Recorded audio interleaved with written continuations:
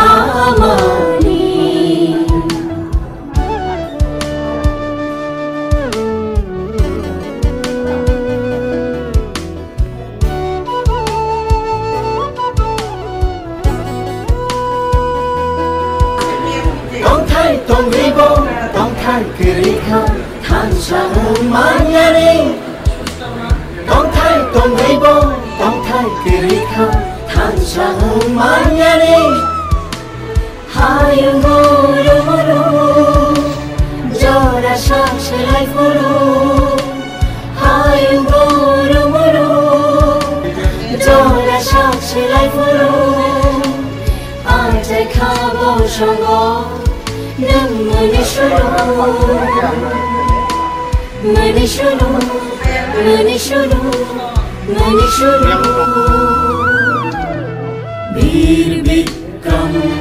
बुबागारा बीर विक्रम बुबागारा बीर विक्रम बुबागारा ini fung aimane simino satani simino chung chiang laika morasora hospital complete khlaioi tabu Kamalpur hospital paigra kha tabu chung nakasi para hospital thangnai joto hamiarokno Bubagra bir Bikram Kishor Manikya Bahadur ni achaimani salno rugoi chung tini fol tai juice biscuit tokisa oro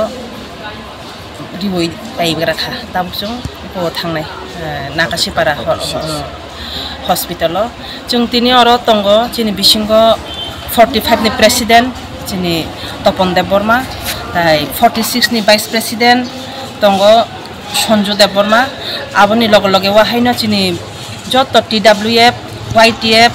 45 46 chung collection khlaino tini chini o phol bitoron chung khlailai tonglayo